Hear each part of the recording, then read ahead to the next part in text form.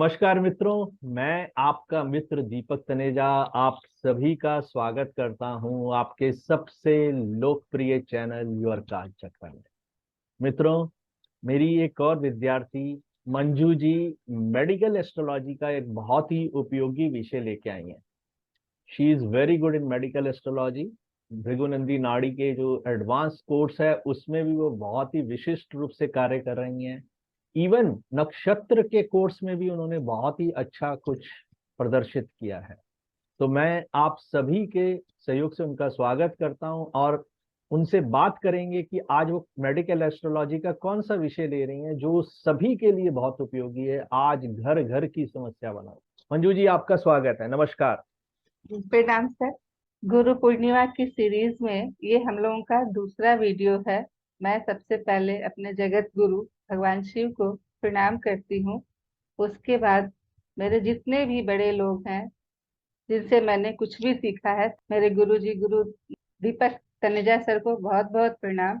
इन्होंने हम लोगों को ज्योतिष की बारीकियों को सिखाया है, साथ ही हम लोग को प्रैक्टिस करा करा करके इतना काबिल बना दिया है कि हम लोग अब बहुत ही अच्छे से किसी भी चीज को कुंडली में पकड़ पाते हैं, चाहे वो हमारा चिकित्सा से संबंधित कोई रोग हो या कोई भी प्रश्न हो। किसी भी सर ने हम लोग को एक बहुत ही अच्छा प्लेटफॉर्म दिया है जिसके जरिए हम लोग अपने ज्योतिषी ज्ञान को लोगों तक पहुंचा पा रहे हैं। इसके लिए सर का बहुत बहुत धन्यवाद। आज हम लोग महिलाओं की एक बहुत ही कॉमन प्रॉब्लम्स को लेकर के डिस्कस करने के लिए यहाँ पे बैठे हैं, जो कि उनकी मासिक चक्र से संबंधित समस्या जो बहुत ही कॉमन आजकल हो गई है उस पर है। अ, इसे हम लोग कॉमन बोलचाल की भाषा में पीसीओडी, पॉलीसिस्टिक ओवेरियन डिजीज, जो उसका फुल फॉर्म है उस बोल कहते हैं। इस धरती पर मानव जीवन के विकास क्रम को आगे बढ़ाने के लिए ईश्वर ने बहुत ही अद्भुत व्यवस्था की है, जिसमें नर एवं नारी दोनों का बराबर का योगदान है। सृष्टि में मानव जीवन की वंश वेल को आगे बढ़ाने की क्षमता ईश्वर ने नारी को दी है। किसी भी महिला के शिशु से युवा अवस्था तक के पहुंचने के विकास क्रम में मासिक धर्म का एक बहुत ही अहम रोल होता है। ये इस समय महिलाओं में तरह तरह के शारीरिक बदलाव हो रहते हैं। मासिक चक्र का होना उनकी मातृत्व क्षमता के विकास को दिखाता है। मासिक चक्र के विकास के बिना महिलाओं का विकास पूर्ण नहीं माना जाता है। प्राचीन काल में मासिक चक्र का आरंभ 14 से 15 वर्ष की आयु में होता था। उस समय उन्हें कोई कष्ट नहीं होता था, आराम से वो अपनी इस अवस्था को प्राप्त कर लेती थी और एक फिक्स रूटीन में इनका चलता था। बहुत ही नियमित क्रम में ये मासिक चक्र होते थे, जो कि 25-27 दिन के आसपास का होता था। और ये अपने मासिक चक्र को इतने अच्छे से काउंट करके समझ जाती थी कि अगला मेरा कब स्टार्ट होने वाला है, और उसके आधार पे उनके जो भी बहुत जरूरी कार्य होते थे, कहीं शादी ब्याह में जाना है, कोई यात्रा करनी हो, कोई धार्मिक अनुष्ठान वगैरह करना हो, तो उसको वो अरेंज कर लेती थी और उस हिसाब से अपना काम कर लेती थी ताकि कोई व्यवधान नहीं आए। आज की समय में मासिक चक्र आरंभ होने का आयु जो है, औसत आयु 12 से 13 वर्ष है, लेकिन ये कुछ बालिकाओं में थोड़ा जल्दी भी आ जाता है, जो कि 10 से 11 वर्ष की आयु में आ जाता है। अगर 14-15 वर्ष की आयु तक मासिक चक्र आरंभ नहीं होता है तो माँ पिताजी के लिए ये एक चिंता का विषय हो जाता है और डॉक्टरों की परामर्श लेनी पड़ जाती है। अब हम लोग इसके लक्षण को जानते हैं कि इसमें क्या क्या लक्षण होते हैं, जिससे हमको समझ में आए कि हमारा जो पीरियड्स है, पीसीओडी का कॉमन नाम जो बोलचाल की भाषा है उसमें उसको पीरियड्स कहा जाता है। तो उसमें हमारा क्या क्या ऐसे लक्षण है जिससे कि हम पहचान सके कि हमारा पीरियड्स प्रॉब्लम में है, वो ठीक से नहीं हो रहा है। तो उसमें मासिक चक्र का अनियमित होना, मासिक फ्लो का अत्यधिक कम या ज्यादा होना, कमर में दर्द, पेट में असहनीय दर्द, मतलब इतना दर्द हो जाता है कि हमें दवा लेने की जरूरत पड़ जाती है, चिड़चिड़ापन होना, चेहरे पे मुहासों का आना, चेहरे पे अवांछित बालों का आना, ये सब लक्षण ऐसे लक्षण है जिसके द्वारा हम पहचान सकते हैं कि हमारा जो मासिक चक्र है उसमें कुछ समस्याएं आने वाली है। इसके क्या कारण हो सकते हैं? तो इसमें सबसे पहला कारण हमारा आजकल की जो आधुनिक जीवन शैली है, जो कि बहुत ही अनियमित है। ना तो हम समय से सोते हैं ना समय से जगते हैं। हमारा भोजन भी जो रहता है वो बहुत अच्छा, जो कहना चाहिए स्वस्थ भोजन, वो नहीं है। आजकल हम लोग फास्ट फूड और पिज्जा बर्गर कोल्ड ड्रिंक्स इस सब के चक्कर में बस पेट भर लेते हैं।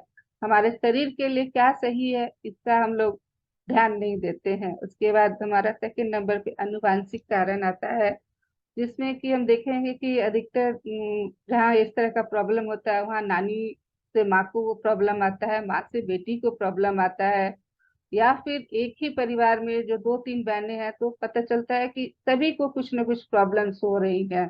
इसके बाद हमारा तीसरे नंबर पे हम लोगों ने हार्मोनल असंतुलन को रखा है। इसमें हमारे शरीर में जो हार्मोन्स बनते हैं उनके असंतुलन के कारण अ, हमारा मासिक चक्र जो है वो अनियमित हो जाता है या उसमें प्रॉब्लम्स आने लगती है, जिसमें कि हम सबसे पहला तो दुधारू पशुओं से जो हम लोग दूध लेते हैं उसको हम लोग रख सकते हैं, क्योंकि आजकल जो भी दूध निकलता है वो ऑक्सीटोसिन नामक इंजेक्शन लगा करके ही दूध निकाला जाता है, जो कि महिलाओं के स्वास्थ्य पर बहुत बुरा असर दे रहा है। उसके बाद दूषित खाद्य पदार्थ जो हमारे किसान लोग जब उगाते हैं तो उस समय इतना ज्यादा उसमें अनाज में या सब्जी में कीटनाशक डाल देते हैं, जो कि जिसका असर सब्जियों अनाजों पर आ जाता है, जिसको हम ग्रहण करते हैं तो जिससे ये असर होता है।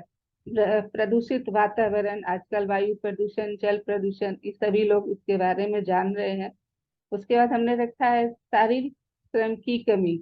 आजकल फिजिकल एक्टिविटी बहुत ही कम हो गई है, खास करके जो छोटे छोटी बच्चियां बच्चे जो बाहर खेलने जाते थे प्ले ग्राउंड में, जिसे हम लोग आउटडोर गेम्स कहते हैं, वो तो प्रायः समाप्त ही हो गया है। तो उसकी कमी जिसकी वजह से बच्चों का शारीरिक विकास पे असर पड़ा है, वो है। उसका जगह इंडोर गेम्स ने ले लिया है। और उसके अलावा टीवी मोबाइल वगैरह जो है, या ऑनलाइन हम लोग क्लासेस वगैरह करते हैं जो बच्चों की पढ़ाई है, उससे बच्चे एक जगह बैठे रह जाते हैं, फिजिकल एक्टिविटी जो है बहुत कम हो जाती है। उसके बाद हम लोग मोटापा लेते हैं। मोटापा एक बहुत बड़ा कारण है। इसके बाद अन्य कारण में अब हमारा मानसिक तनाव, नींद का पूरा नहीं होना, आयरन की कमी, ये सबको हम ले सकते हैं। किसी भी पत्रिका में मासिक चक्र का प्रॉब्लम हम कैसे देखेंगे, इसके लिए हम सबसे पहले जो है कुछ उसके राशियों, भावों, ग्रहों के बारे में थोड़ी जानकारी प्राप्त कर लेते हैं कि इस प्रॉब्लम्स में कौन कौन से प्लैनेट्स इन्वॉल्व हैं। तो सबसे पहले हम शुक्र को लेते हैं। नाड़ी ज्योतिष में शुक्र को जो है फीमेल का कारक है, तो इसलिए शुक्र है। इसके अलावा वीनस से हम लोग हार्मोन्स देखते हैं, तो इसका भी कारक है। चंद्रमा, चंद्रमा जो हमारा मन, माता, इमोशंस, मानसिक स्थितियां, हमारा कंसंट्रेशन, इन्फेक्शन, मासिक चक्र इत्यादि को दिखाता है। और ये हमारे मासिक चक्र का एक बहुत अच्छा कारण है, बहुत अच्छा कारक है। एवं ये हमारे गर्भ धारण करने की क्षमता को भी बताता है। मंगल रक्त का कारक है, और फीमेल रिलेटेड जितने भी प्रॉब्लम्स होते हैं उनको हम लोग मंगल से ही देखते हैं। शनि रोग कारक है। राहु एवं केतु तो नेचुरल कारक मैलिफिक्स है ही है। इसके बाद हम भाव को लेते हैं। भाव में हमारा प्रथम भाव जो होता है वो तो सबसे इम्पोर्टेंट है, क्योंकि हमारे लग्न को दिखाता है। उसके अलावा हम लोग फिफ्थ हाउस को लेते हैं। इसके बाद हम लोग फिफ्थ हाउस को लेते हैं जिसकी हम लोग अपना पेट देखते हैं। फिफ्थ हाउस से पेट को देखा जाता है, गर्भ की स्थिति को देखा जाता है। वो संतान भाव है, हमारा यूट्रस भी उसी से देखते हैं। फोर्थ हाउस हमारा इंटरनल हैप्पीनेस है, क्योंकि हमारा बहुत से बीमारियों का कारण हमारी खुद की मानसिक अवस्था होती है। अगर हम खुश रहते हैं तो बीमारियां कम से कम होती हैं। सिक्स हाउस रोग भाव है, उससे लोअर एब्डोमेन देखा जाता है। सेवेंथ हाउस भी पेट का ही एक हिस्सा है, उसमें सारा हमारा यूरिनरी सिस्टम और हमारा जितना रिप्रोडक्टिव ऑर्गन्स है वो सिक्स सेवन्थ एट्थ हाउस को मिला करके, fifth six seven eighth house को मिला करके देखते हैं। और एट्थ हाउस आपका जो लॉन्ग टर्म डिजीज होते हैं उसको देखा जाता है। इसके अलावा हमारा जो उत्सर्जन तंत्र का जो हिस्सा है, जिसमें हम लोग एनएस वगैरह देखते हैं, वो उसी से देखते हैं। और ट्वेल्थ हाउस हॉस्पिटल को दिखाता है। राशि में हम सिंह राशि लेते हैं, तुला राशि, इसको वृश्चिक राशि, मीन राशि, ये सब राशियां उसमें इन्वॉल्व होती हैं। इसके अलावा हम कुछ योग की चर्चा करेंगे जो कि इस बीमारी के लिए बहुत ही इम्पोर्टेंट योग हो जाते हैं। जैसे पहला है केंद्रुम योग। इस योग में जातिका जो है उसको कोई भी इमोशनल सपोर्ट नहीं मिल पाता है, जिसके कारण वो बहुत ही असुरक्षित महसूस करने लगती है और उसका हेल्थ वीक होने होते जाता है। और दूसरा योग हमारा विष योग है जो कि चंद्र और केतु से बनता है। इस में जो है जातिका को बहुत ही असहज स्थितियों का सामना करना पड़ता है, चाहे वो घर हो, हमारा ऑफिस हो, समाज हो। कुछ कुछ ऐसी स्थितियां बनती रहती हैं जिसकी वजह से वो डिप्रेशन में आ जाती है, और डिप्रेशन तो बहुत सी बीमारियों का कारक बनता है। इसके अलावा चंद्र केतु के योग वाले लोगों को हम देखेंगे कि उनको नींद की कमी होती है।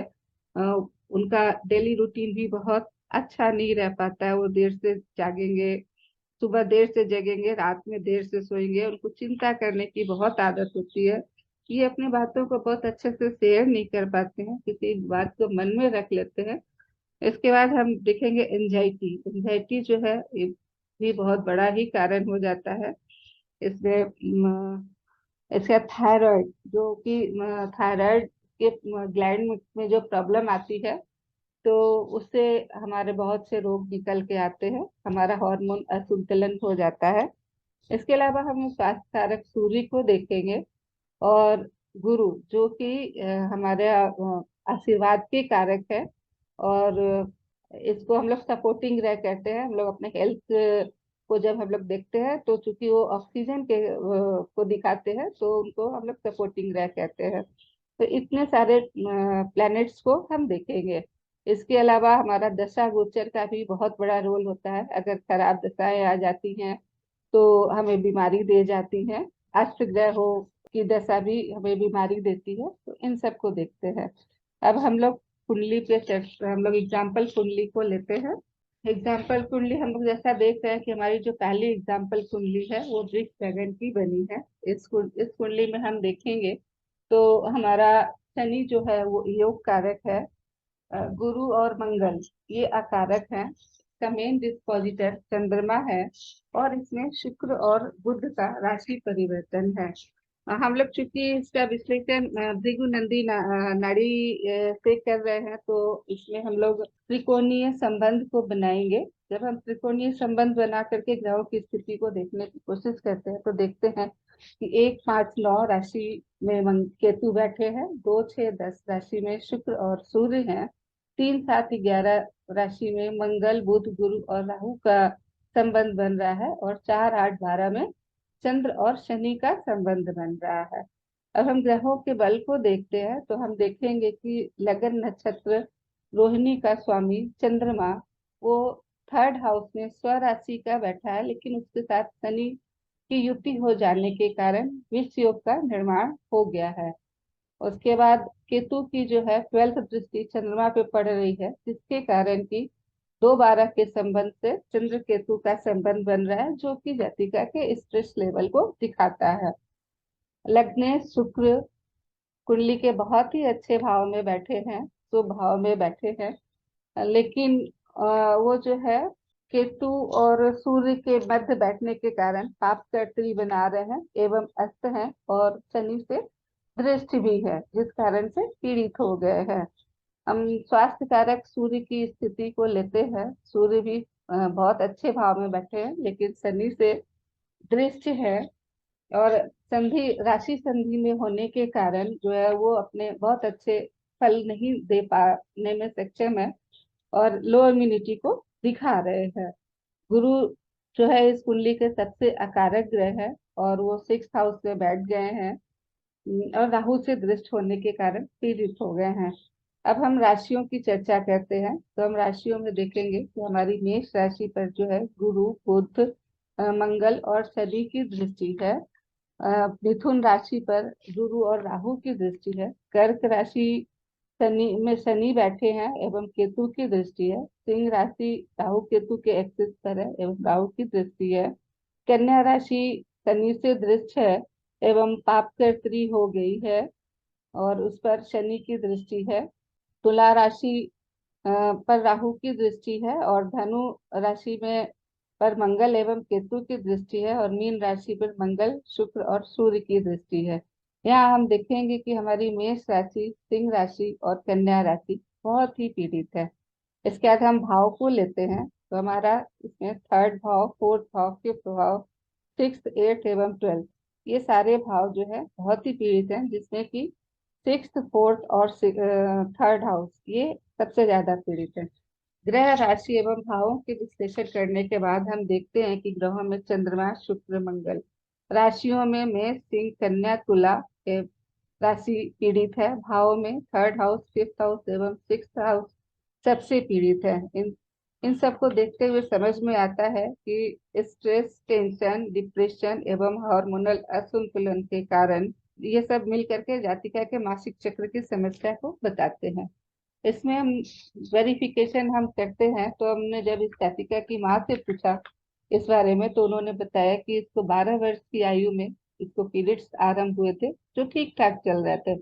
लेकिन जैसे ही 2022 में शुक्र एवं राहु की दशा अंतर दशा आई, इसको पीरियड्स की प्रॉब्लम होने लगी, जो कि हम देखेंगे कि ये 6-8 इस कुंडली में बैठे हुए हैं। उस समय उसका पीरियड बहुत ही इरेगुलर होने लगा और पेट दर्द की समस्या आने लगी। डॉक्टर सलाह के बाद ये अभी ठीक चल रही है। अब हम उदाहरण नंबर 2 लेते हैं। ये हमारा दूसरा कुंडली जो है, ये वृश्चिक लगन की कुंडली बनी है। इसमें जब हम त्रिकोणीय संबंध लेते हैं, तो 1, 5, 9 राशि में राहु और शुक्र, 2, 6, 10 में गुरु, मंगल, 3, 7, 11 में सूर्य, बुध, केतु, और 4, 8, 12 में शनि एवं चंद्र का संबंध बनता है। इस कुंडली में एक विशेष बात हम देखेंगे कि अकेला चंद्रमा जो है इस राहु केतु एक्सिस से बाहर है। इस कुंडली में बुध और शुक्र, शनि अकारक हैं। सूर्य एवं चंद्रमा अपनी नीच राशि में स्थित है। चंद्रमा भाग्येश के साथ साथ बाधकेश भी है। अब जब हम योग देखेंगे, तो इसमें पहला योग तो हमारा विश्व योग ही बन रहा है, जो कि चंद्र एवं शनि से बन रहा है। 2-12 के संबंध से यहाँ भी चंद्र केतु का संबंध बन रहा है। और जब हम राशि की बात करते हैं, तो राशि में मेष राशि जो है वो राहु केतु के एक्सिस पर है, एवं बुध, सूर्य, शनि एवं मंगल से दृष्ट है। मिथुन राशि केतु से दृष्ट है। सिंह राशि राहु से दृष्ट है। कन्या राशि पर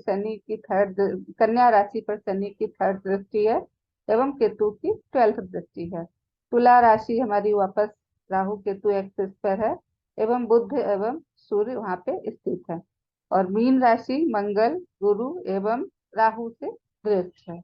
भाव को अगर हम देखें, तो सेकंड हाउस पर मंगल एवं राहु की दृष्टि है। फोर्थ हाउस पर केतु की दृष्टि है और शुक्र की दृष्टि है। फिफ्थ हाउस पर फिफ्थ हाउस पर गुरु मंगल की दृष्टि है, एवं राहु की 12th दृष्टि है। सिक्स हाउस हमारा राहु केतु एक्सिस पर है, उस पर बुध, सूर्य और शनि मंगल की दृष्टि है। सेवेंथ हाउस पर भाग्येश और भाग्येश चंद्रमा की दृष्टि है। 8th हाउस पर केतु की दृष्टि है। 10th पर राहु की है, और 12th हाउस हमारा राहु केतु एक्सिस पर है। भाव में जब हम देखेंगे, तो हमारा 5th, 6th और 12th हाउस जो है वो बहुत ज्यादा पीड़ित है। इसमें ग्रहों की जब स्थिति लेते हैं, तो इस कुंडली में जो हमारा चंद्रमा है वो सबसे पीड़ित है, और राहु केतु एक्सिस से अकेला वही ग्रह है जो कि बाहर है। इसकी डिग्री जो है एकदम लग्न की डिग्री के बराबर है, और शनि से ये त्रिकोण का संबंध बना रहा है।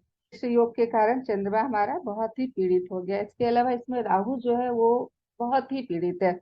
राहु जैसे शत्रु राशि में बैठा है। मंगल, शनि, सूर्य से पीड़ित है, और मंगल, शनि, सूर्य एवं 8th लॉर्ड बुध की इसके ऊपर दृष्टि पड़ रही है, जिससे कि राहु बहुत पीड़ित हो गया। और ये पीड़ित राहु जो है जिससे भी संबंध बना रहा है, उस ग्रह को बहुत पीड़ा दे रहा है। जैसे कि राहु की दृष्टि शुक्र पर पड़ रही है, सूर्य पर पड़ रही है, बुध पे पड़ रही, तो ये सारे ग्रह राहु से पीड़ित हो जा रहे हैं।